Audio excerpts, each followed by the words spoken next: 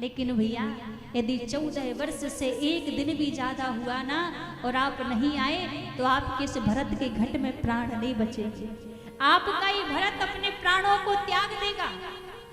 तो आज रघुनाथ जी को रावण के मरने की चिंता नहीं है, आज भरत भैया की चिंता हो रही है। ये बस शेष 11 दिन बचे हैं 14 वर्ष पूरे होने में, और अभी तक ये रावण मरा नहीं है। और यदि मैं इन 11 दिनों के अंदर लौट कर नहीं गया तो मेरा भरत प्राण त्याग देगा। तो भरत जी को स्मरण करके याद करके रघुनाथ जी आज सोए नहीं, आज पूरी रात्रि में चिंता करते हुए बैठे हैं। अच्छा एक बात बताओ, जब जीवन में कोई चिंता आती है, किसी बच्चे के जीवन में कोई परेशानी हो, कोई चिंता हो, आप किसी को बताओ या ना बताओ, पर घर में एक माँ ऐसी होती है ना जो बिना बताए समझ जाती है आपका किस कारण से मुंह लटका है, आप क्यों उदास बैठे हो। एक बार आपको भले पिता को बताना पड़ जाए कि पिताजी ये समस्या मेरे जीवन में है, पर माँ को नहीं बताना पड़ेगा, माँ समझ जाएगी। ये भले ही ऊपर से मुस्कुरा रहा है पर कोई ना कोई परेशानी तो इसके जीवन में अवश्य है, तो तुरंत आकर पूछ लेगी कि बेटा क्या परेशानी है, क्यों इतने चिंतित हो। माँ को बताना नहीं पड़ता क्योंकि माँ शब्द ही करुणा का है। तो आज जब रघुनाथ जी उदास अवस्था में बैठे हैं, कोई समझे या ना समझे, पर माँ भगवती पर रहा नहीं गया। माँ भगवती प्रकट हो गई और पूछने लगी, राम आज इतनी चिंतित अवस्था में क्यों हो? तुम्हारे 14 वर्ष पूरे होने में 11 दिन शेष और बचे हैं, वो 11 दिन भी प्रेम से बिताओ, इतने चिंतित क्यों हो, इतनी परेशानी में क्यों हो। तब रघुनाथ जी ने किसी से नहीं कहा, लक्ष्मण जी से भी नहीं कहा था कि मैं किस बात को लेकर परेशान हूँ, पर आज माँ से कहने लगे कि हे भगवती आपसे कोई बात छिपी नहीं है, आप जानती हैं मैं इस बात को लेकर चिंतित नहीं हूँ कि अभी तक रावण नहीं मरा है, मैं इस बात को लेकर चिंतित हूँ कि यदि इन 11 दिनों के अंदर रावण नहीं मरा तो मेरा भरत प्राण त्याग देगा। माँ ने कहा, राम रावण के मरने से और भरत के प्राण त्यागने से क्या संबंध है? रावण यहाँ है और भरत कहाँ है, तो इनका क्या संबंध है प्राण त्यागने से? रघुनाथ जी बोले, हे भगवती रावण के मरने से और भरत के प्राण त्यागने से संबंध तो कुछ नहीं है, पर मेरा भरत वचन का पक्का है, जो मुख से वचन निकाल दे उसको कभी तोड़ता नहीं है। और मेरे भरत ने जाते समय मुझसे कहा था, भैया 14 वर्ष से एक दिन भी यदि अधिक हुआ तो मेरे घट में प्राण नहीं बचेंगे, और मेरे पास केवल 11 दिन बचे हैं। इन 11 दिनों में यदि रावण नहीं मरा तो मैं कैसे लौटकर अयोध्या जाऊंगा। तब माँ भगवती ने कहा, राम तुम चिंता मत करो, तुम 9 दिन मेरी आराधना करो, 9 दिन तुम मेरी आराधना करो और रावण के साथ युद्ध करो। मैं तुम्हें वचन देती हूँ कि इन 11 दिनों के अंदर रावण भी मर जाएगा और तुम लौटकर अयोध्या भी चले जाओगे। माँ वचन देकर चली गई। जब माँ भगवती वचन देकर चली गई तो रघुनाथ जी ने स्वयं माँ भगवती की 9 दिन आराधना की, और जब माँ भगवती की 9 दिन आराधना की, 10वें दिन रघुनाथ जी के हाथों से रावण का वध हो गया, रावण मारा गया।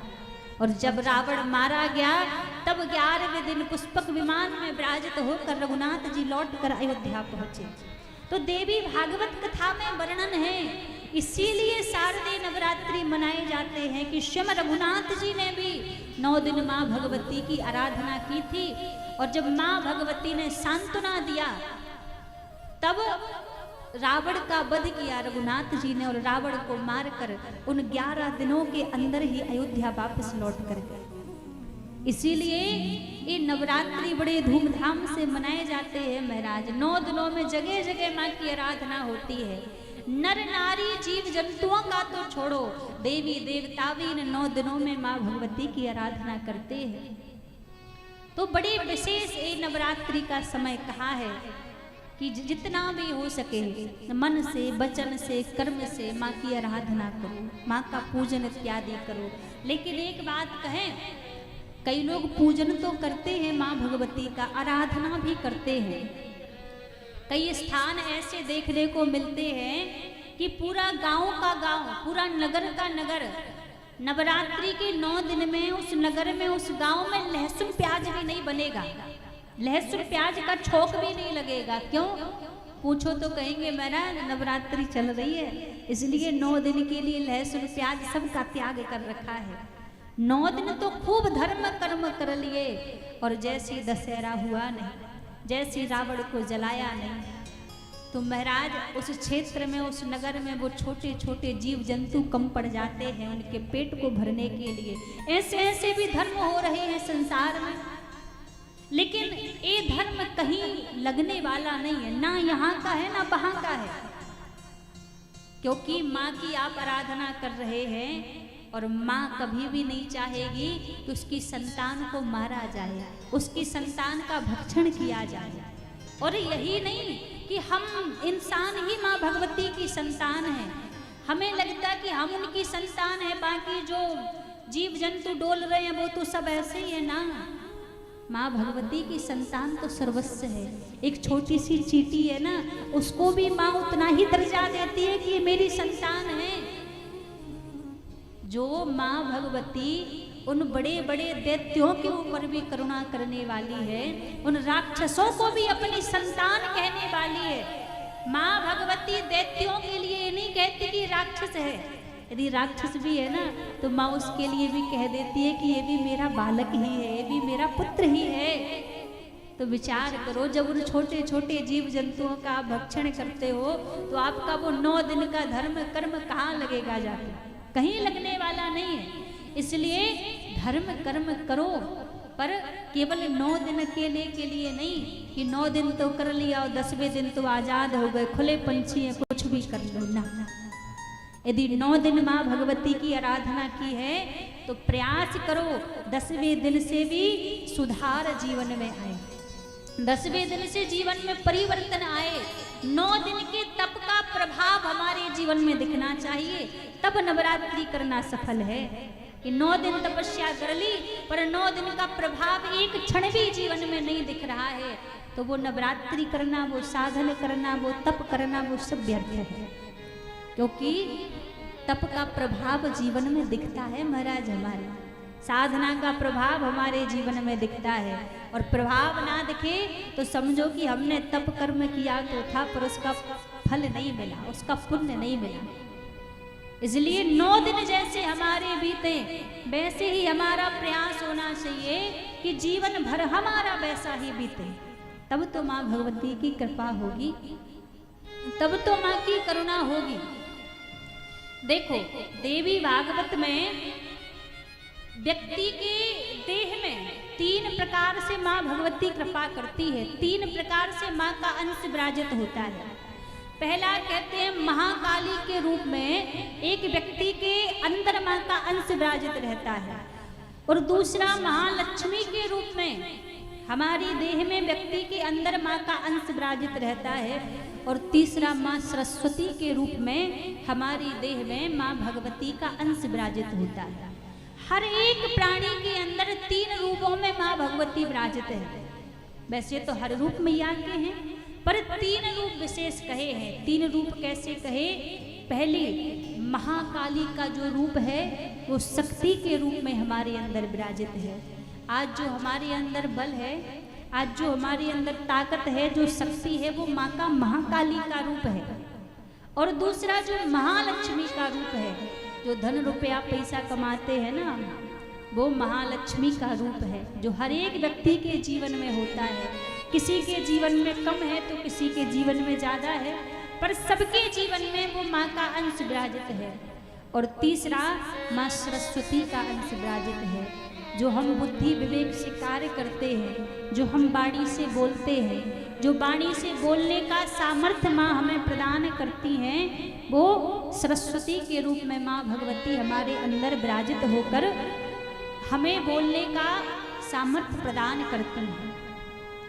तो हर एक व्यक्ति के अंदर माँ भगवती 3 रूपों में विराजित है। महाकाली, महालक्ष्मी, महासरस्वती, ये 3 रूप माँ के हर एक व्यक्ति के अंदर विराजित है।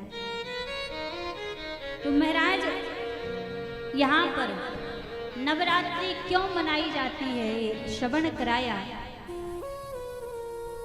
सूत जी महाराज आगे कहते हैं शौनक ऋषियों से कि ग्रंथ तो सारे अपनी जगह पर श्रेष्ठ हैं, सब ग्रंथों की अपनी जगह पर महिमा है, पर देवी भागवत महापुराण की महिमा सबसे अत्यधिक है। जब राजा जन्मेजय सूत जी महाराज के निकट बैठकर देवी भागवत की कथा श्रवण कर रहे थे, तो राजा जन्मेजय और जो 88,000 संत जन जो नेमी सारण्य की पावन भूमि में बैठे हैं, नेमी से सूतमासी नाम अभिमात महामृतम, नेमी सारण्य की पावन भूमि है और 88,000 संत वहां पर बैठकर भगवान की कथा सुन रहे हैं। और केवल एक ही ग्रंथ नहीं, 18 प्राणों की कथा श्रवण कर रहे हैं। तो कई ग्रंथों की कथा उन शौनकादिक ऋषियों ने श्रवण की और कई ग्रंथों की कथा श्रवण करके सूत जी महाराज से प्रश्न करने लगे कि हे सूत जी महाराज, इतने ग्रंथों की कथा हमने सुनी है, कोई भक्ति देने वाला है, कोई ज्ञान देने वाला है, कोई मोक्ष देने वाला है, कोई मुक्ति देने वाला है, सब ग्रंथ की अलग अलग महिमा है। आप कोई ऐसी कथा हमें श्रवण कराइए जिस कथा को श्रवण करने से हमें भक्ति और मुक्ति दोनों प्राप्त हो जाए। अब भक्ति लेने के लिए दूसरे ग्रंथ का सहारा ना लेना पड़े और मुक्ति पाने के लिए भी किसी दूसरे ग्रंथ का सहारा ना लेना पड़े, एक की शरण में आकर भक्ति मुक्ति दोनों ही हमें प्राप्त हो जाएं।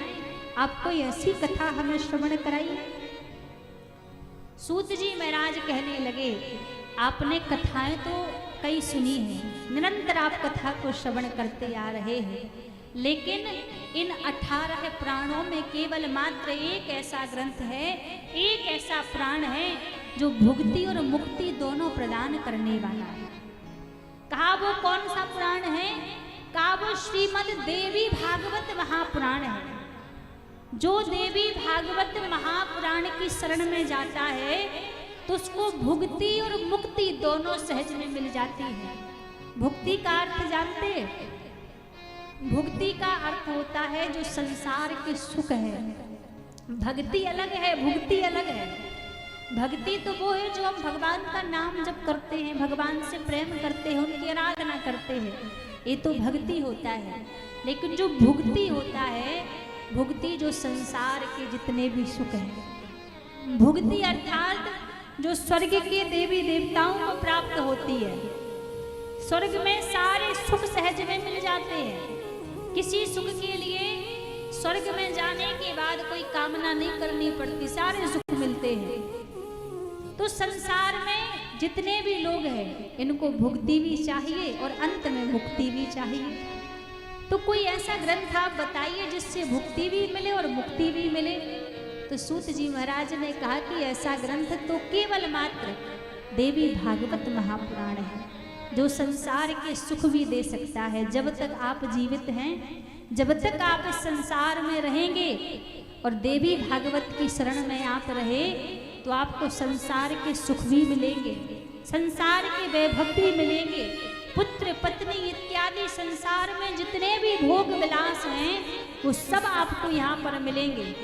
क्योंकि माँ भगवती की करुणा ऐसी है, पुत्र भी देने वाली है माँ और संसार के प्रति कल्याण करने वाली भी है माँ। तो कहा भुक्ति को प्रदान भी करती है देवी भागवत कथा।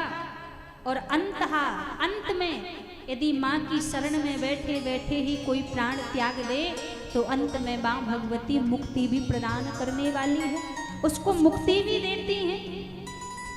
तो शौनक ऋषि कहने लगे कि सबसे पहले तो आप ये बताइए, आपने अभी अभी कहा कि माँ भगवती तो भुक्ति भी प्रदान करने वाली है, पुत्र पौत्र सब प्रदान करने वाली है। तो भागवत में, देवी भागवत में कोई ऐसा वर्णन तो होगा कि जिसने माँ की आराधना की और संसार की भुक्ति माँ ने उनको प्रदान कर दी। कोई ऐसी रचना होगी, कोई ऐसा वर्णन होगा, आप हमें श्रवण कराइए। तो देवी भागवत कथा के महत्व में आज देखो प्रथम दिन है, तो प्रथम दिन में महात्म्य की ही चर्चा करेंगे। क्योंकि कोई भी ग्रंथ हो, कोई भी शास्त्र, कोई ग्रंथ पुराण हो, जब तक हमें उसकी महिमा पता ना हो, जब तक उसका महत्व पता ना हो, तब तक उस ग्रंथ के प्रति हमारी रुचि नहीं जागती, उस ग्रंथ के प्रति हमारी श्रद्धा नहीं जागती। तो जैसे कहा कि आप सबसे पहले बताइए कि कौन ऐसा है जिसने माँ भगवती की आराधना की हो और उसको संसार की भुक्ति प्राप्त हुई हो, पुत्र पौत्र इत्यादि प्राप्त हुए हो। तो सूत जी महाराज कहने लगे कि मैं किसी और की बात ही क्यों आपको कहूँ, स्वयं यहाँ पर वसुदेव जी ने अपने पुत्र को प्राप्त करने के लिए माँ भगवती की आराधना की थी। माँ दुर्गा ने कृपा की और उनको पुत्र की प्राप्ति हुई। 2 बार वसुदेव जी ने माँ भगवती की आराधना की है। जिस समय देवकी वसुदेव दोनों कंस के कारागृह में थे, जब कंस ने दोनों को, भैया गला पकड़ रहा है, गला पकड़ रहा है,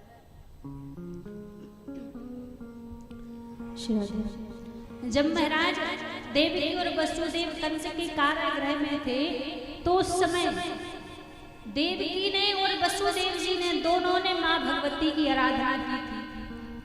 माँ भगवती की आराधना की थी कि मैं तो इस कारागृह में हूँ, और जैसे कि कंस को पता है कि मेरा जो अष्टम गर्भ होगा, जो अष्टम मेरा पुत्र होगा, उसके द्वारा कंस की मृत्यु होगी। तो सहज सी बात है कि अष्टम गर्भ होने के उपरांत कंस उसको छोड़ेगा नहीं, कंस उसको मार देगा। और वो तो बाल रूप में प्रकट होगा, तो बाल अवस्था में कहाँ से इतना बल आएगा, कहाँ से इतनी शक्ति आएगी कि वो कंस का सामना कर सके। एक भय इनके मन में था, एक डर इनको लग रहा था। तो उस कारागृह में देवकी वसुदेव ने स्वयं माँ भगवती की आराधना की, और जब माँ भगवती की आराधना की तो स्वयं माँ भगवती नंदरानी के गर्भ से योग माया का रूप बनाकर प्रकट हुई। और योग माया का रूप बनाकर प्रकट तो कहाँ गोकुल में हुई थी, लेकिन भगवान की रक्षा करने के लिए कहाँ गई, मथुरा आ गई। और मथुरा में जहाँ अष्टम गर्भ को देवकी ने जन्म दिया था, उस अष्टम गर्भ को कहाँ गोकुल में पहुंचा दिया। एक कथा तो सभी जानते हैं कि अष्टम गर्भ का जन्म मथुरा के बंदी गृह में हुआ था, और वसुदेव जी के द्वारा उनको गोकुल पहुंचाया। और गोकुल में स्वयं जहाँ योग माया के रूप में माँ भगवती प्रकट हुई थी, और माँ भगवती को यहाँ मथुरा लाया। और जब मथुरा लाए तो माँ भगवती ने तो कंस से कहा कि तू मुझे मारेगा, मुझे मारकर तुझे कुछ नहीं मिलेगा, तुझे मारने वाला तो 84 कोस ब्रज में अवतार ले चुका है। तो तब उस बंदी गृह में देवकी वसुदेव ने अपने पुत्र की रक्षा के लिए माँ भगवती की आराधना की थी। और फिर दूसरी कथा सूत जी महाराज सुनाते हैं, जो देवी भागवत के महत्व में आई है। जिस समय भगवान मथुरा को छोड़कर द्वारिकापुरी में रहते थे, तो द्वारिकापुरी में जब भगवान रहते थे तो एक सत्राजित नाम का राजा था। देखो ध्यान से सुनिएगा, ध्यान से नहीं सुनोगे तो समझ नहीं आएगा। हाँ, और बीच में हम पूछ भी लेंगे कि कथा कहाँ चल रही थी, तो सुनोगे तो बता दोगे, और सुनोगे नहीं तो फिर तो ऊपर से निकलती जाएगी। इसलिए जितने लोग भी जितनी देर तक बैठे हैं तो इधर उधर ध्यान ना दें, बस हमारी तरफ ध्यान होना चाहिए सबका। तो यहाँ पर सूत जी महाराज श्रवण कराते हैं, एक सत्राजित नाम के राजा थे, जिनको सूर्य से प्राप्त एक सैमंतक मणि थी। और उस मणि को जब सूर्य ने प्रदान किया था तो मणि में वरदान दिया था कि जो भी 24 घंटे यदि नित्य प्रति इस मणि का पूजन किया जाए तो ये मणि नित्य प्रति 50 भार सोना देगी। 50 भार सोना देने वाली ये मणि है। वरदान दिया, और जब वरदान दिया तो उसी मणि को अपने मस्तक पर धारण करके सत्राजित एक दिन द्वारिकापुरी आया। और जब सत्राजित द्वारिकापुरी आए तो भगवान कृष्ण ने देखा, तो देखकर पूछने लगे, कहा राजन आपके घर में तो कोई इतनी भीड़ भाड़ है नहीं, आपके घर में तो ज्यादा सदस्य है नहीं, आप इतने सोने का क्या करोगे, आप ये मणि मुझे दे दो। अब जब मणि मांगी तो सत्राजित ने मना कर दिया कि तपस्या मैंने की है, तपस्या करके मणि को प्राप्त मैंने किया, तुम्हें क्यों दे दूं, मना कर दिया। और उस मणि को लेकर वहां से चले गए। जब मणि को लेकर चले गए तो दूसरे दिन महाराज सत्राजित का छोटा भाई प्रसेन उसी मणि को अपने मस्तक पर धारण करके जंगल में शिकार खेलने के लिए चला गया। और जब जंगल में शिकार खेलने के लिए चला गया तो प्रसेन को किसी ने मार दिया और मार कर मणि छीन ली। अब सब में बात फैली, सत्राजित को पता लगा कि मेरे भाई को किसी ने मार दिया है और मार कर वो मणि छीन ली। सत्राजित ने ना ही विचार किया ना ही सोचा, बस सीधा द्वारिकाधीश के ऊपर कलंक लगा दिया कि द्वारिकाधीश ने मुझसे मणि मांगी थी और मैंने मणि देने से उनको मना कर दिया, तो द्वारिकाधीश ने ही मेरे भाई को मार कर वो मणि छीन ली। कलंक लगा दिया, झूठा कलंक। बल्कि वो मणि द्वारिकानाथ ने नहीं ली थी और झूठा कलंक लगा दिया। जब सब में बात फैली तो आज भगवान उदास होकर गर्गाचार्य जी के पास में गए और गर्गाचार्य जी के पास में जाकर कहने लगे, गुरुदेव मुझे तो उस मणि का पता भी नहीं है, मैंने ना ही उस मणि को छीना है और महाराज सत्राजित ने झूठा कलंक मेरे ऊपर लगा दिया है, अब मैं क्या करूं। अब जैसे कहा तो गर्गाचार्य जी ने कहा कि तुमने भादव मास के चौथ के चंद्रमा को देख लिया था, इसी कारण तुम्हारे ऊपर ये झूठा कलंक लग गया है कि तुमने मणि ले ली।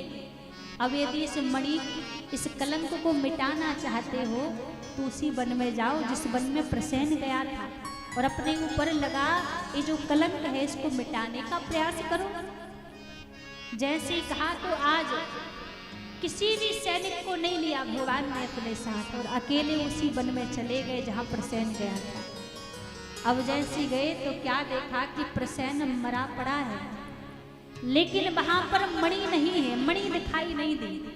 चारों तरफ देखा कोई दिखाई नहीं दे रहा है। जब चारों तरफ देखा तो कुछ भालू के पंजों के निशान दिखाई दिए। जब भालू के पंजों के निशान दिखाई दिए तो निशान के पीछे पीछे द्वारिकाधीश चले गए। जब उन निशान के पीछे पीछे गए तो एक गुफा के बाहर जिस अश्व पर बैठकर प्रभु गए थे उस अश्व को उस घोड़े को वहीं छोड़ दिया और उस गुफा के अंदर चले गए।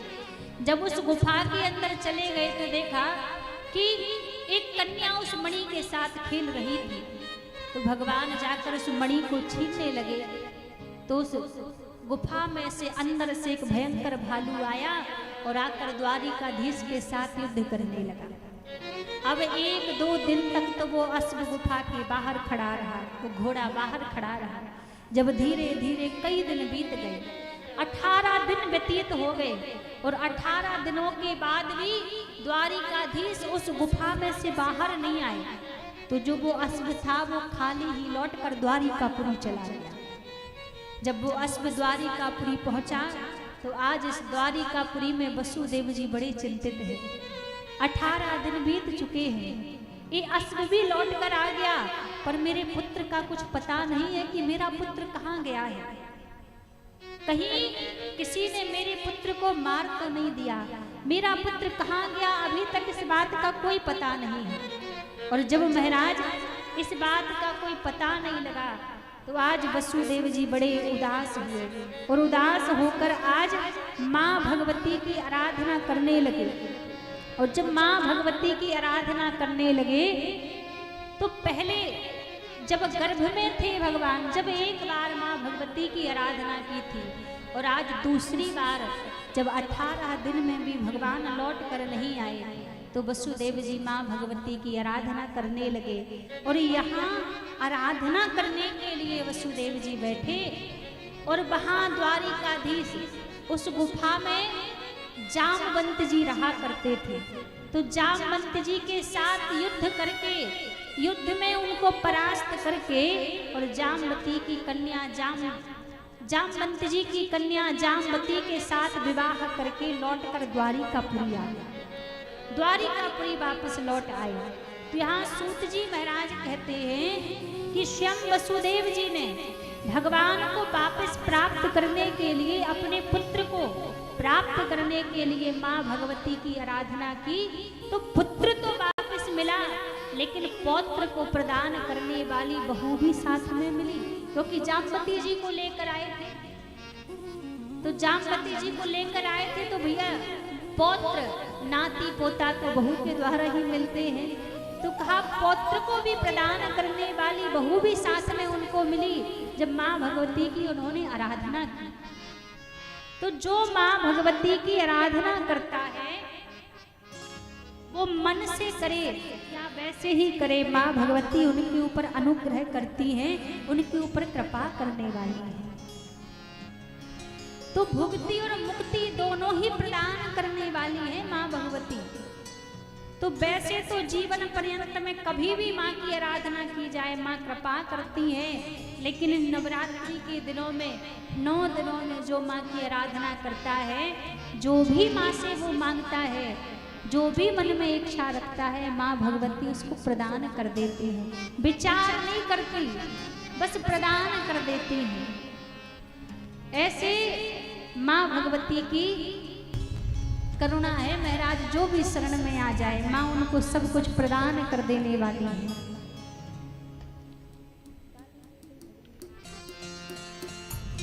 हो दुर्गे तुम्हारी जय हो, अम्बे तुम्हारी जय हो,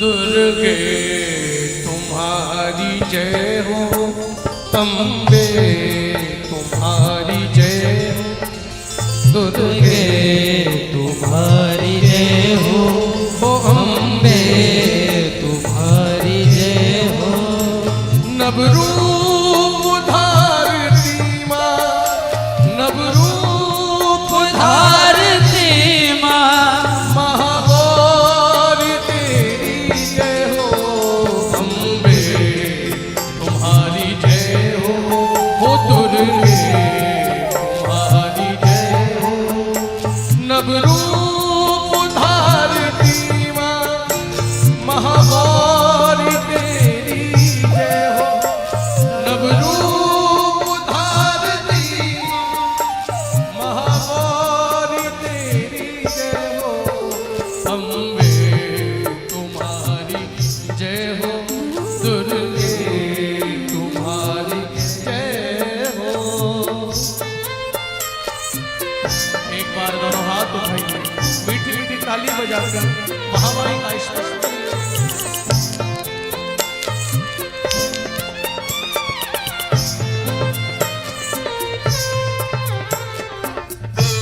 दुर्गा मैया की सभी ताली सेवा करते हैं भाव से।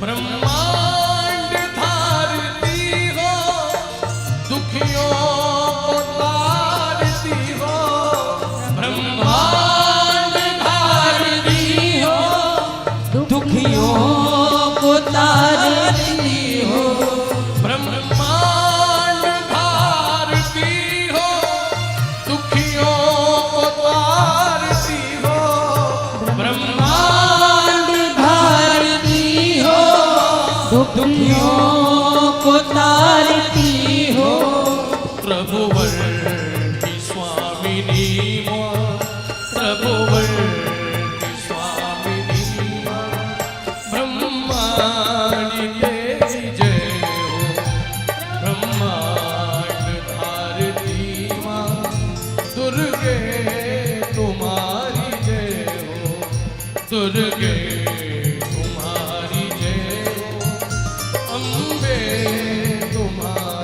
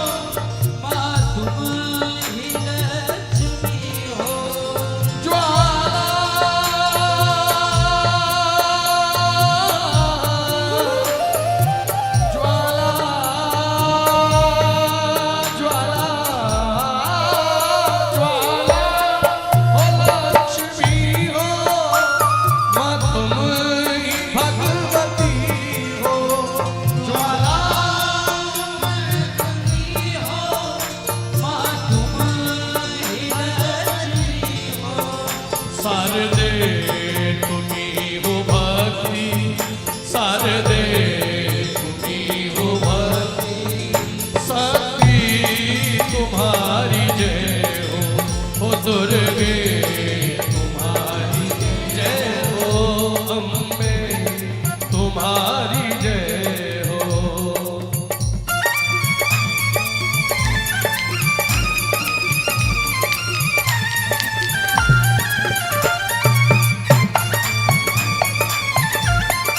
एक बार कहिए ज्वाला माई जय हो।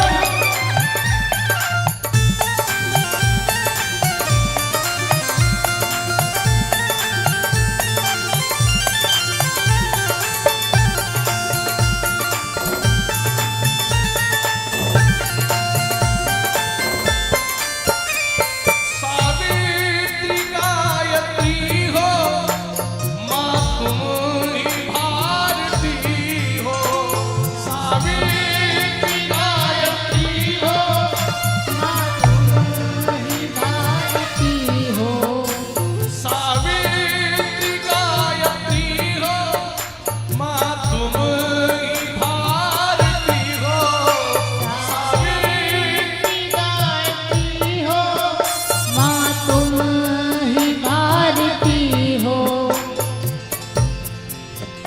माँ तुम ही आरती हो, माँ तुम ही आरती हो, दुर्गे तुम्हारी जय हो, दुर्गे तुम्हारी जय हो, ओ अम्बे तुम्हारी जय हो, नवरूप धारती माँ, नवरूप धारती माँ, महागौरी तेरी जय हो, नवरूप धारती माँ, महागौरी तेरी जय हो। उठाएंगे एक बात दोनों हाथ, बोली जगत जननी भगवती मैया की, जिनके हाथ में वो दोनों उठाओ, किराए के लाए हो मांग करके तो मत उठाना, दोनों हाथ ताली सेवा के साथ। अम्बे तुम्हारी जय हो, दुर्गे तुम्हारी जय हो, अम्बे तुम्हारी जय हो, दुर्गे तुम्हारी जय हो, वो नवरूप धारती माँ, महागौरी तेरी जय हो, नवरूप धारती माँ, महागौरी तेरी जय हो, ओ दुर्गे तुम्हारी जय हो, दुर्गे तुम्हारी जय हो, दुर्गे तुम्हारी जय हो, दुर्गे तुम्हारी जय हो, दुर्गे तुम्हारी जय हो। बोलिए दुर्गा मैया की। महाराज, माँ भगवती तो कल्याणकारी है। जिसने भी माँ के गुणों को गाया है, जो भी माँ की शरण में आया है, यदि कोई वस्तु हमारे भाग्य में भी नहीं है ना, हमारी किस्मत में भी नहीं है, उसको भी प्रदान करने वाली माँ भगवती है।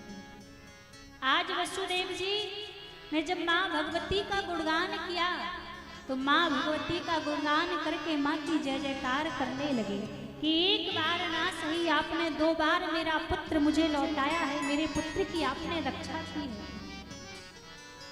तो माँ तो ऐसी करुणा करने वाली है, बांझों की गोद भरने वाली है। जिसके यहाँ संतान नहीं है, उसको भी माँ संतान की प्राप्ति करा देने वाली है।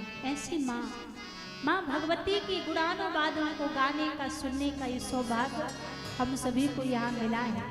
लेकिन देखो, कथा श्रवण करने के लिए कोई इसमें शर्त नहीं है। आप किसी भी भाव से कथा सुनो, आप किस अवस्था में सुन रहे हैं, किस भाव से सुन रहे हैं, कैसी स्थिति में सुन रहे हैं, ये आपका भाव है, आपके ऊपर है।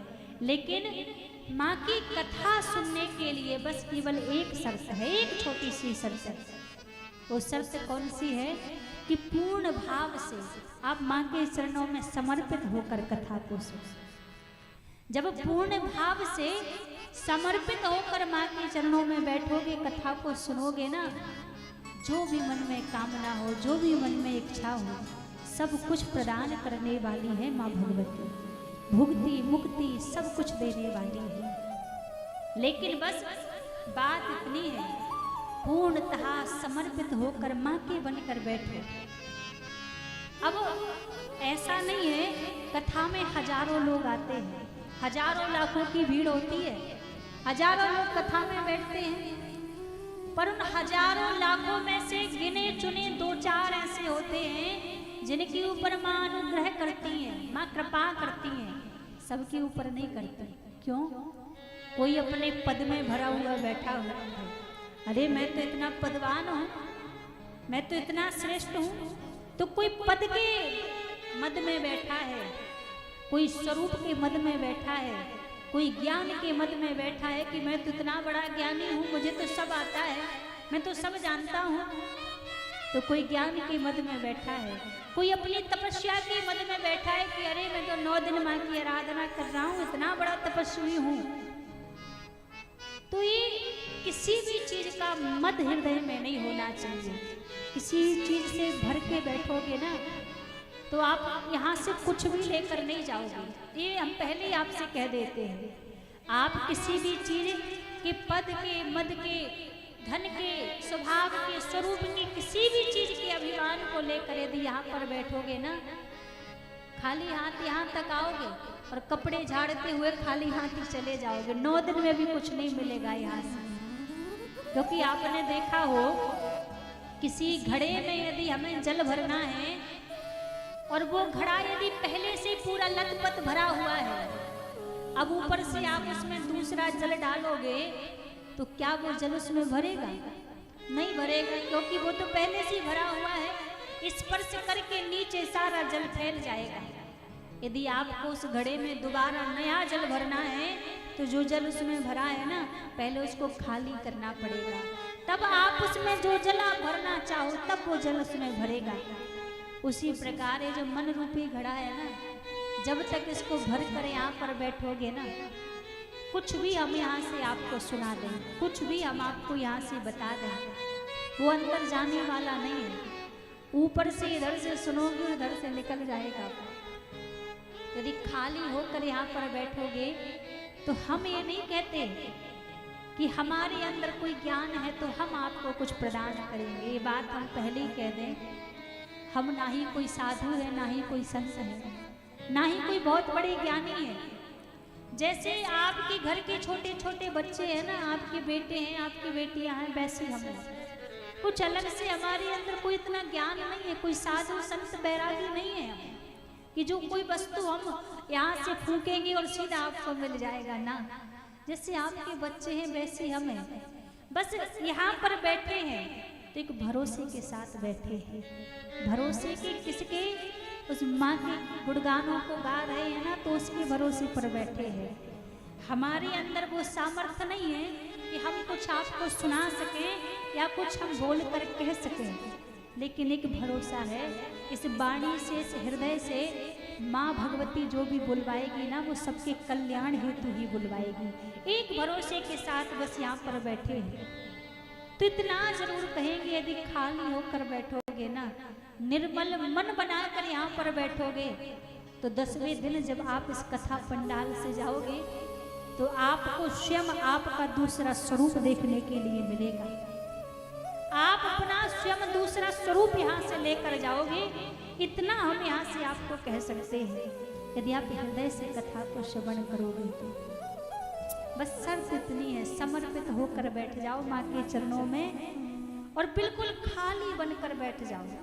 आपने देखा होगा ना, किसी माँ के यदि 2 बेटे हों, एक बेटा बड़ा ज्ञानी हो, बड़ा चतुर हो, बड़ा चालाक हो, और दूसरा बेटा थोड़ा पागल हो, थोड़ा ना समझ हो, कुछ आता ना हो, तो माँ किसकी ज़्यादा चिंता करेगी? किसकी चिंता ज़्यादा करेगी? जवाब आना चाहिए। हाँ, जो ज्ञानी होगा उसकी चिंता करेगी? नहीं करेगी, क्योंकि माँ को पता है एक ज्ञानी है, अपना देख लेगा, अपना संभाल लेगा। माँ को चिंता होगी जो थोड़ा सा पागल है, जो थोड़ा सा ना समझ है, जो कुछ जानता नहीं है, माँ को उसकी ज़्यादा चिंता होगी यदि मैंने इसका साथ छोड़ दिया तो कहीं इसके साथ में कुछ गलत ना हो जाए, तो उसकी चिंता ज्यादा होगी माँ भगवती को। तो यदि आप यहाँ कुछ पद मद को लेकर बैठोगे तो हम नहीं कह सकते कि माँ भगवती बाह पकड़ेगी, उसकी गारंटी नहीं है। लेकिन यदि खाली होकर एक बच्चे की तरह मन बनाकर यहाँ पर बैठोगे तो हम व्यासपीठ से कहते हैं माँ भगवती आपकी बाह जरूर थामेगी, माँ दुर्गा जरूर आपकी बाह को पकड़ लेगी, यदि निर्मल मन बनाकर आप यहाँ पर बैठो। आज वसुदेव जी ने आराधना की माँ भगवती की, तो दोबारा माँ भगवती ने उनके पुत्र की रक्षा की और पुत्र पौत्र सहित उनके बालक को लौटा दिया। यहाँ पर अगस्त जी महाराज अपनी पत्नी लोपमुद्रा के साथ में बैठकर कुमार कार्तिकेय जी के द्वारा श्रीमद् देवी भागवत कथा को श्रवण कर रहे हैं। और जब श्रीमद् देवी भागवत कथा को श्रवण कर रहे थे तो कार्तिकेय जी ने अगस्त जी से कहा कि हे ऋषिवर, यदि मैं आपसे कहूं कि मैं ज्ञानी हूं इसलिए आपको कथा सुना रहा हूं, तो किसी वाणी में वो बल नहीं है जो माँ भगवती की कथा को गा सके, किसी की बुद्धि में वो सामर्थ्य नहीं है जो माँ भगवती की कथा को कह सके, क्योंकि माँ भगवती की कथा तो अपार है, माँ भगवती की कथा तो अनंत है। लेकिन मैं सूक्ष्म रूप में आपको माँ भगवती की कथा को सुनाने का प्रयास करूंगा। तो कुमार कार्तिकेय जी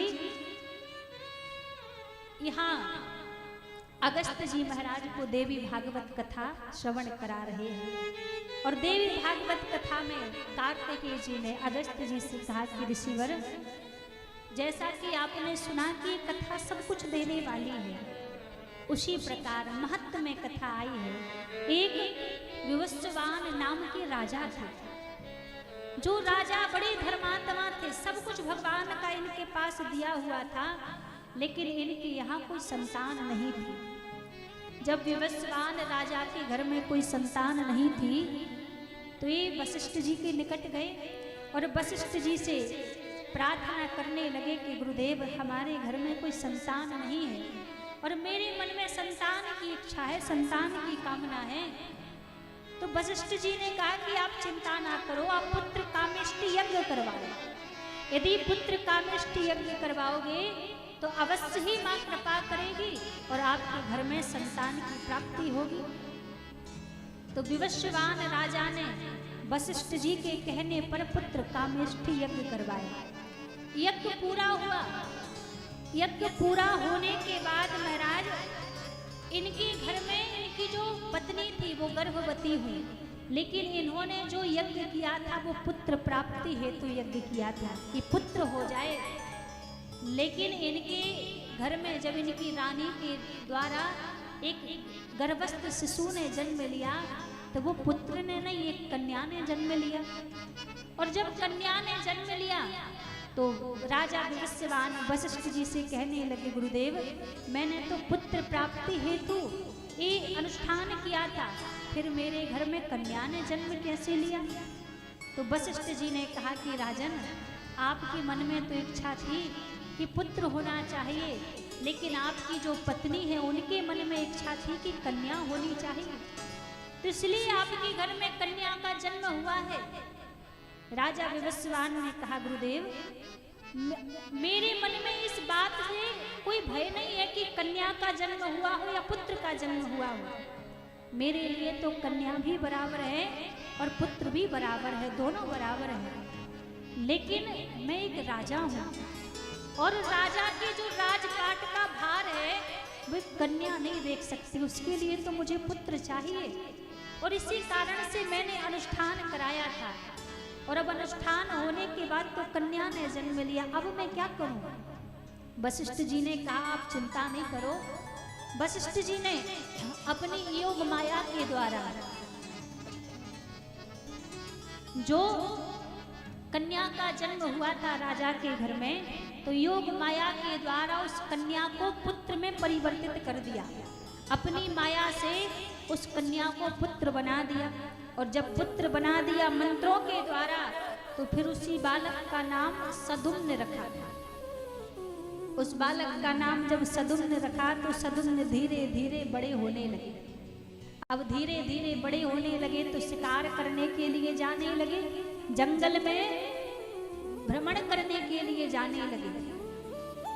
तो आज सदुम्न कुछ सेना को लेकर कुछ अश्वों पर विराजित होकर जैसे जंगल में शिकार खेलने के लिए गए, तो आज रमण करते करते भ्रमण करते करते यहाँ महाराज हिमाचल की ओर एक स्थान है, जिस स्थान पर कोई भी पुरुष चला जाए तो उसको भगवान शंकर ने वरदान दिया है कि पुरुष भी वहां चला जाएगा तो वो स्त्री बन जाएगा, क्योंकि वो स्थान भगवान शंकर और माँ परम्बा का रमणीय स्थान है।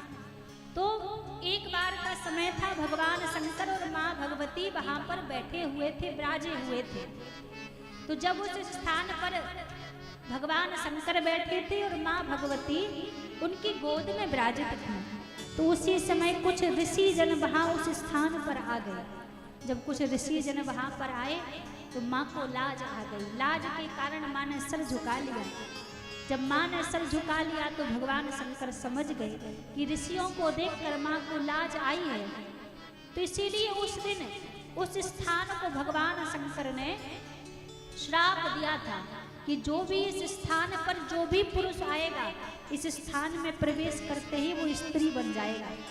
तो आज जब सदुम्न नाम के राजा अपनी सेना और कुछ अश्वों के साथ गलती से उस स्थान में जैसे प्रवेश किया, तो प्रवेश करते ही पुनः एक कन्या बन गई। जितने भी साथी थे, जितने भी सेना थी, सारी सेना स्त्री में परिवर्तित हो गई। जब कन्या बन गए तो वहां पर फिर लौट कर नहीं गए, अपने पिता विवस्वान के पास लौट कर नहीं गए सदुम्न। जब कन्या बन गए तो भ्रमण करते करते वहीं वन में बुद्ध के आश्रम में पहुंचे। और जब बुद्ध के आश्रम में पहुंचे तो बुद्ध के आश्रम में पहुंचकर इन्होंने बुद्ध से विवाह कर लिया, क्योंकि कन्या का रूप बन चुका था इनका। तो बुद्ध से विवाह कर लिया, और जब बुद्ध से विवाह किया तो विवाह होने के बाद इनके यहाँ एक पुरूरवा नाम के पुत्र का जन्म हुआ। और जब पुरूरवा नाम के पुत्र का जन्म इनके यहाँ पर हुआ तो उस बालक के जब लाड़ प्रेम को देखा, उसको लाड़ प्रेम करने लगे, तो उस बालक को देख देख कर इनको अपने पूर्व की बातें स्मरण आने लगी, याद आने लगी कि मैं भी तो किसी का बालक था, मुझे भी तो मेरी माँ लाड़ करती थी, मुझे भी तो मेरे पिता बड़ा स्नेह करते थे।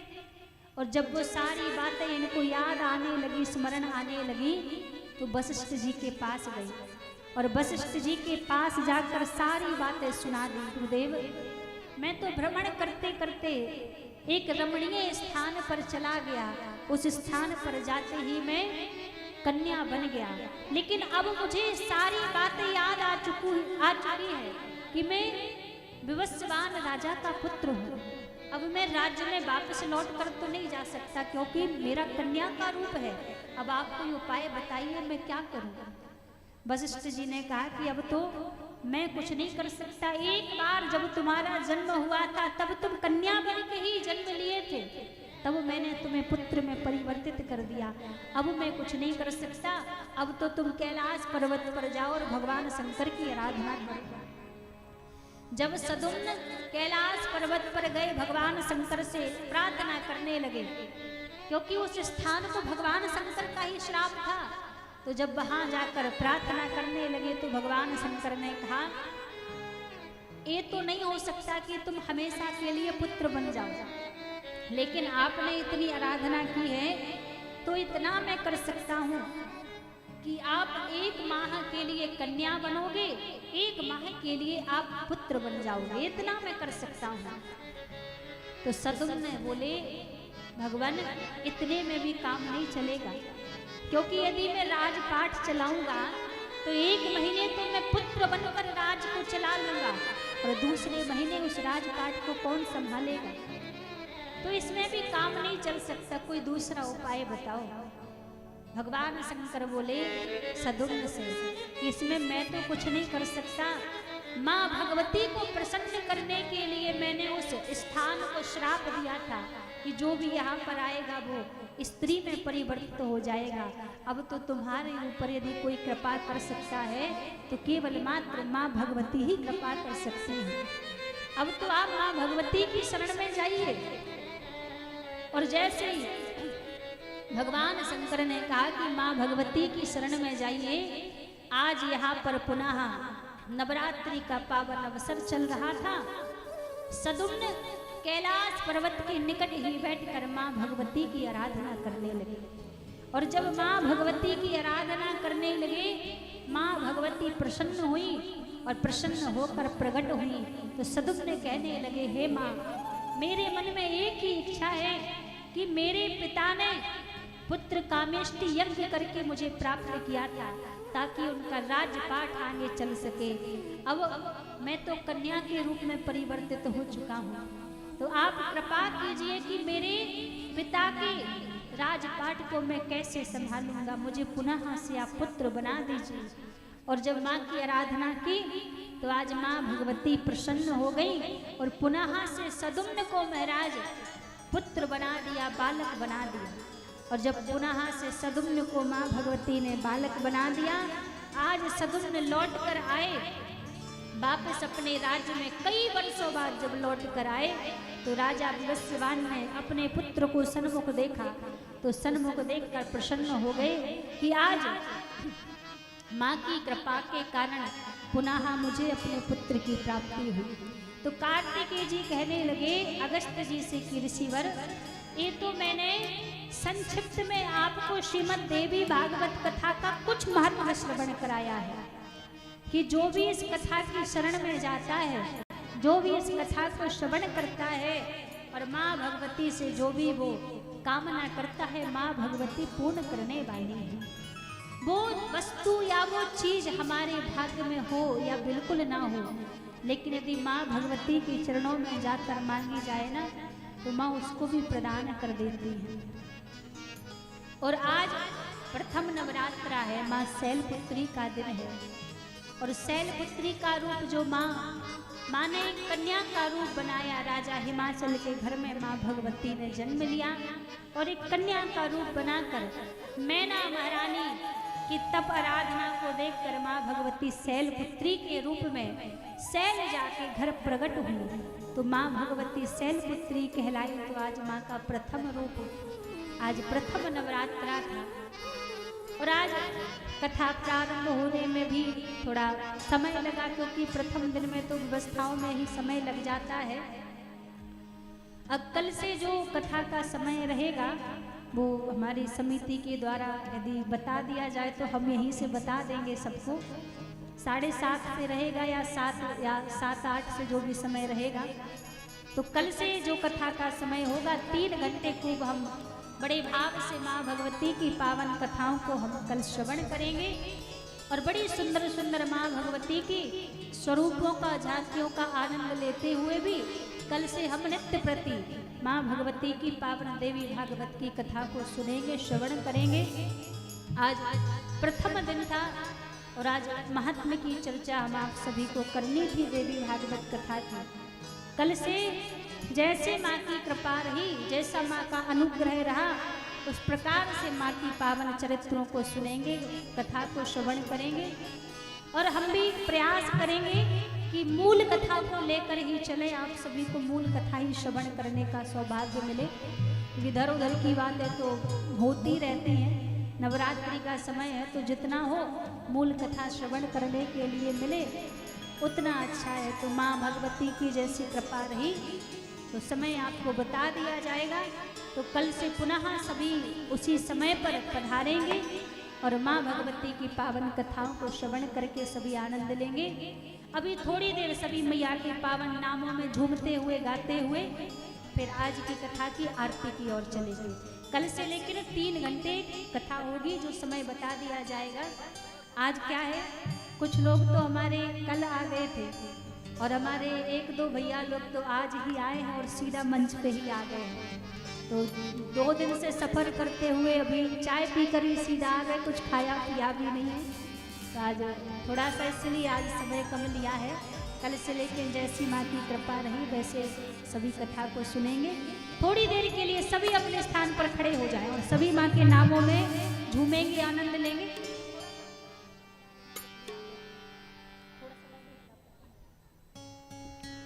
सभी लोग अपने स्थान पर खड़े हो जाएंगे, थोड़ा थोड़ा सा सभी लोग आगे आ जाएंगे।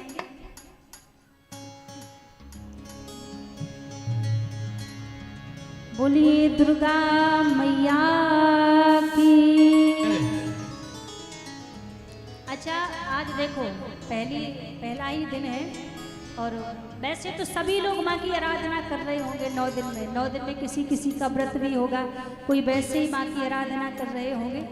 तो सभी झूमते हुए माँ भगवती के पावन नामों को गाते हुए। करुणा करे कृपा करे महाकाली मेरी सरकार, करुणा करे कृपा करे महाकाली मेरी सरकार, कृपा करे महाकाली हमारी सरकार, करुणा करे कृपा करे महाकाली मेरी सरकार,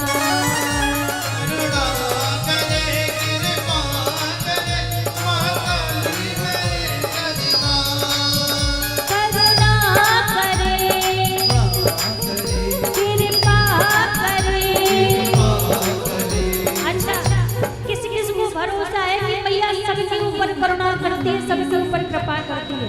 किस किस को भरोसा है? सबको भरोसा है ना? तो कहिए ना, दोनों हाथ ऊपर खड़े करके सभी जिनकी सरकार माँ भगवती है तो दोनों हाथ ऊपर खड़े करके कहिए, करुणा करे कृपा करे महाकाली मेरी सरकार, करुणा करे कृपा करे महाकाली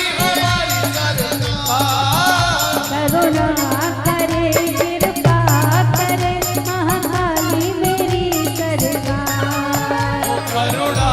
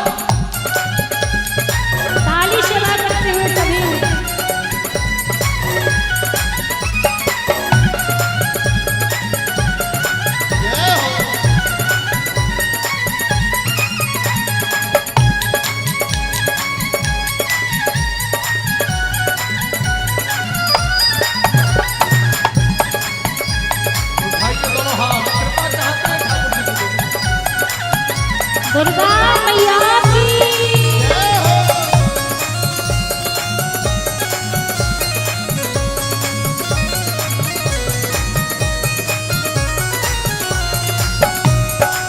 और अच्छा, कौन कौन माता रानी का है?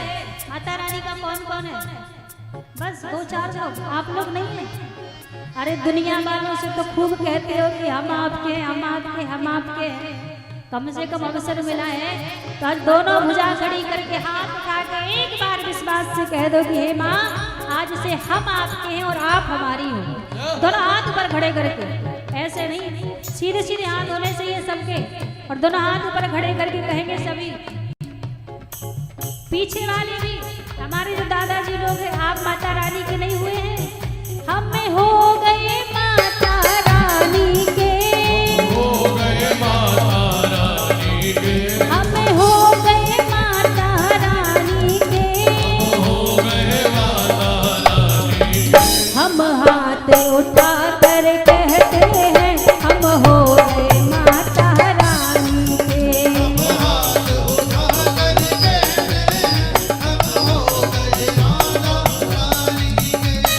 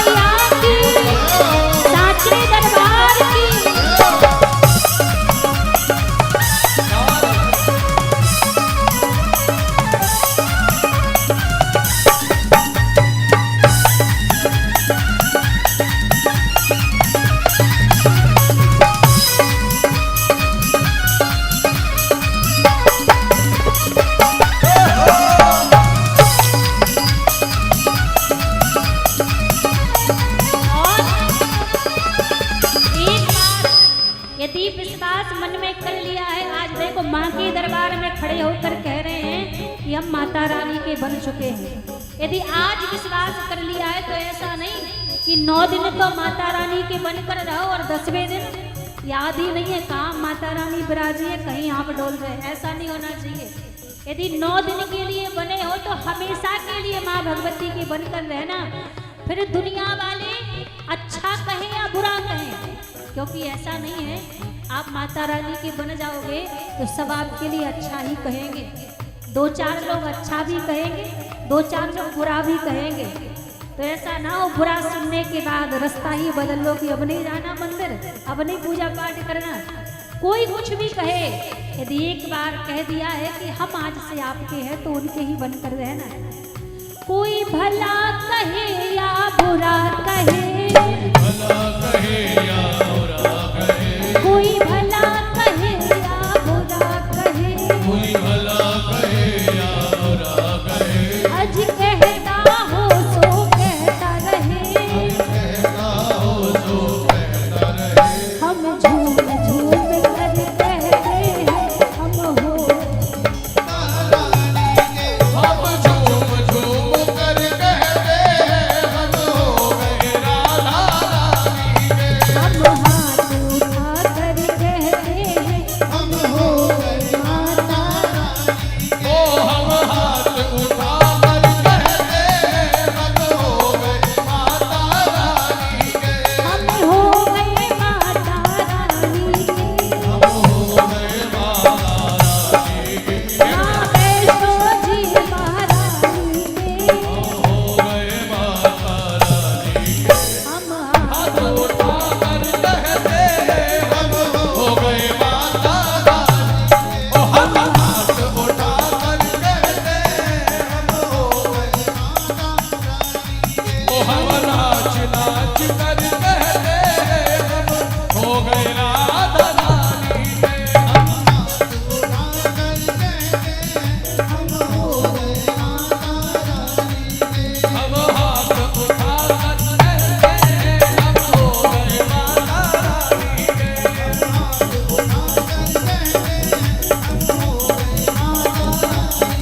हम हाथ उठा कर कहते हैं हम हो गए माता रानी के।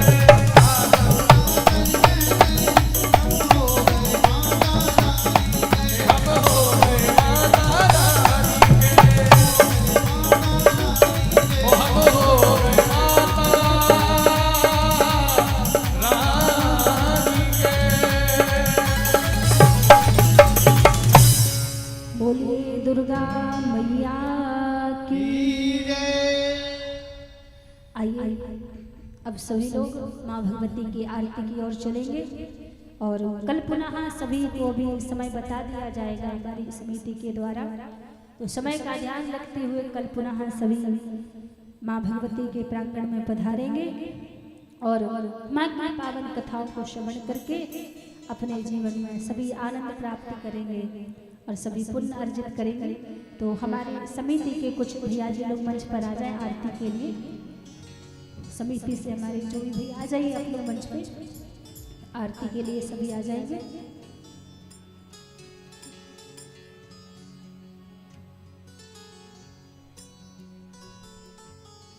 कृपया आरती के लिए सभी आगे आ जाए और भाव से आरती करें। राधे राधे।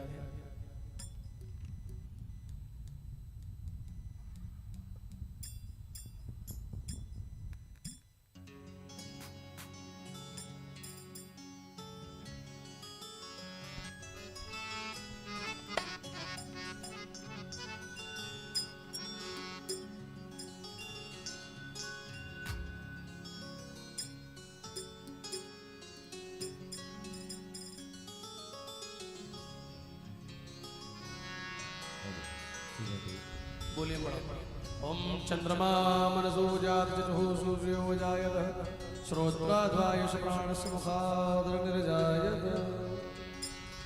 अम्बे तू है जगदम्बे काली, जय करने अपर वाली, तेरे ही गुण गाए आरती हो मैया, हम सब उतारे तेरी आरती।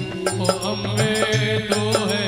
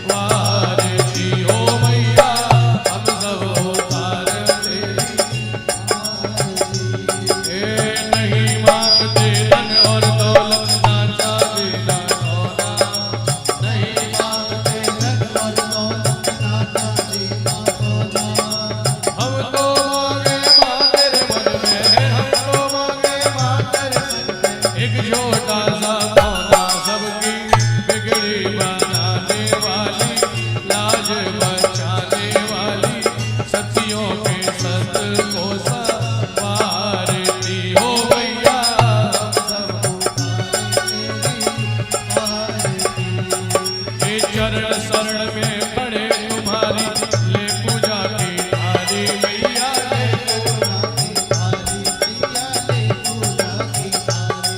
हे वरद हस्त सर में रख दो, वरद हस्त सर में रख दो, संकट हरने वाली सबकी बिगड़ी बनाने वाली, भक्तों के काज सवारती हो मैया, सब तुम्हारे तेरी आरती। अम्बे तो है जगदम्बे काली, जय दुर्गे खप्पर वाली, दुखियों के दुख होने वारती हो मैया, हम सब उतारे तेरी आरती हो मैया, हम सब उतारे तेरी आरती हो मैया, सब उतारे तेरी आरती हो मैया, सब उतारे तेरी आरती। सर्व मंगल मांगल्ये शिवे सर्वार्थ साधिके, शरण्ये त्र्यंबके गौरी नारायणी नमोस्तुते। हरि ओम महादेव शांतिरंतरिक्षं शांति पृथ्वी शांतिरापः शांतिरोगदयः शांति वनस्पतयः शांति विश्वे देवा। पास में बचे थे और अभी तक रावण मरा नहीं है। आज रात्रि का समय था और रात्रि के समय में आज रघुनाथ जी को नींद नहीं आ रही है, चिंतित अवस्था में बैठे हैं। और जब रघुनाथ जी चिंतित अवस्था में बैठे हैं, चिंता किस बात की है? इस बात की चिंता नहीं कि अभी तक रावण नहीं मरा। उनको पता है कि आज ना कल कभी ना कभी तो इसको मरना ही है, मेरे हाथ से ही मरना है। पर चिंता क्यों हो रही है? रघुनाथ जी को चिंता इसलिए हो रही है कि जब मेरा भरत आया था ना, और जब मैंने भरत से कहा था कि अभी तुम जाओ, मैं 14 वर्ष बाद लौट कर आऊंगा, तब मेरे भरत ने एक वचन कहे थे कि भैया 14 वर्ष तो इस घट में जैसे तैसे मैं प्राणों को रोक लूंगा, जैसे तैसे एक एक दिन निकाल के मैं आपका इंतजार कर लूंगा, बाट देख लूंगा। लेकिन भैया यदि 14 वर्ष से एक दिन भी ज्यादा हुआ ना और आप नहीं आए तो आपके इस भरत के घट में प्राण नहीं बचेंगे, आपका ही भरत अपने प्राणों को त्याग देगा। तो आज रघुनाथ जी को रावण के मरने की चिंता नहीं है, आज भरत भैया की चिंता हो रही है। ये बस शेष 11 दिन बचे हैं 14 वर्ष पूरे होने में, और अभी तक ये रावण मरा नहीं है। और यदि मैं इन 11 दिनों के अंदर लौट कर नहीं गया तो मेरा भरत प्राण त्याग देगा। तो भरत जी को स्मरण करके, याद करके रघुनाथ जी आज सोए नहीं, आज पूरी रात्रि में चिंता करते हुए बैठे हैं। अच्छा एक बात बताओ, जब जीवन में कोई चिंता आती है, किसी बच्चे के जीवन में कोई परेशानी हो, कोई चिंता हो, आप किसी को बताओ या ना बताओ, पर घर में एक माँ ऐसी होती है ना जो बिना बताए समझ जाती है आपका किस कारण से मुंह लटका है, आप क्यों उदास बैठे हो। एक बार आपको भले पिता को बताना पड़ जाए कि पिताजी ये समस्या मेरे जीवन में है, पर माँ को नहीं बताना पड़ेगा, माँ समझ जाएगी। ये भले ही ऊपर से मुस्कुरा रहा है पर कोई ना कोई परेशानी तो इसके जीवन में अवश्य है, तो तुरंत आकर पूछ लेगी कि बेटा क्या परेशानी है, क्यों इतने चिंतित हो। माँ को बताना नहीं पड़ता क्योंकि माँ शब्द ही करुणा का है। तो आज जब रघुनाथ जी उदास अवस्था में बैठे हैं, कोई समझे या ना समझे, पर माँ भगवती पर रहा नहीं गई। माँ भगवती प्रकट हो गई और पूछने लगी, राम आज इतनी चिंतित अवस्था में क्यों हो? तुम्हारे 14 वर्ष पूरे होने में 11 दिन शेष और बचे हैं, वो 11 दिन भी प्रेम से बिताओ, इतने चिंतित क्यों हो, इतनी परेशानी में क्यों हो। तब रघुनाथ जी ने किसी से नहीं कहा, लक्ष्मण जी से भी नहीं कहा था कि मैं किस बात को लेकर परेशान हूँ, पर आज माँ से कहने लगे कि हे भगवती आपसे कोई बात छिपी नहीं है, आप जानती हैं मैं इस बात को लेकर चिंतित नहीं हूँ कि अभी तक रावण नहीं मरा है। मैं इस बात को लेकर चिंतित हूँ कि यदि इन 11 दिनों के अंदर रावण नहीं मरा तो मेरा भरत प्राण त्याग देगा।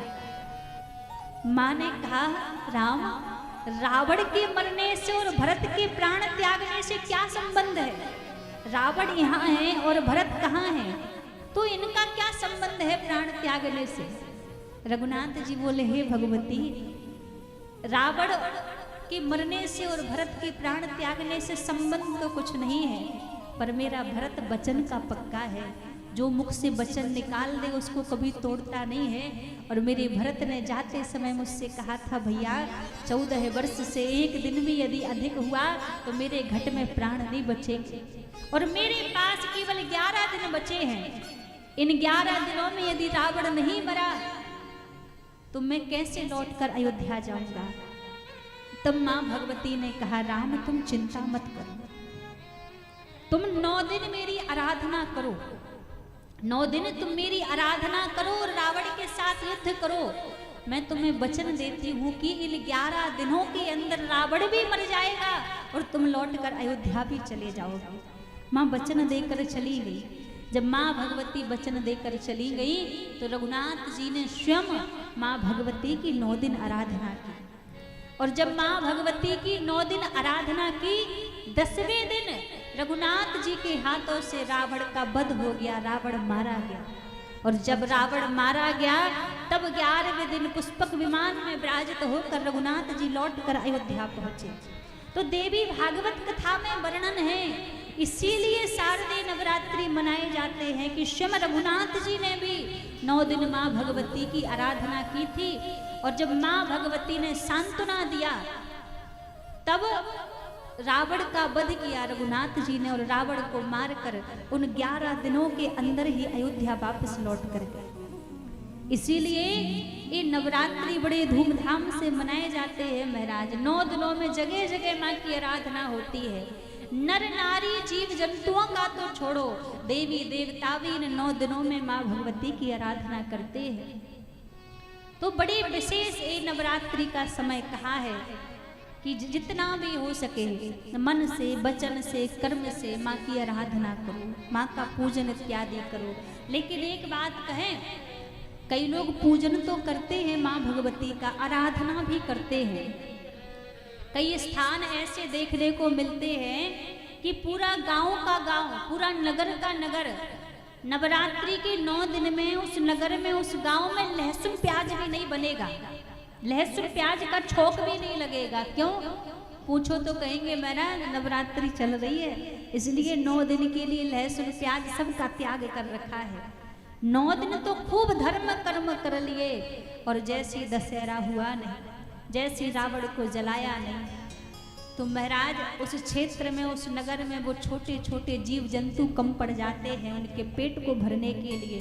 ऐसे ऐसे भी धर्म हो रहे हैं संसार में, लेकिन ये धर्म कहीं लगने वाला नहीं है, ना यहाँ का है ना वहाँ का है।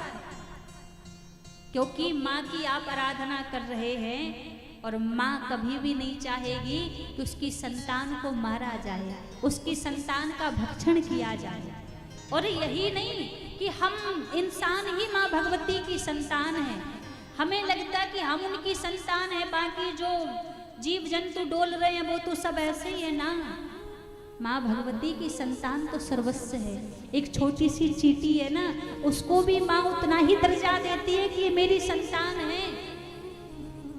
जो माँ भगवती उन बड़े बड़े दैत्यों के ऊपर भी करुणा करने वाली है, उन राक्षसों को भी अपनी संतान कहने वाली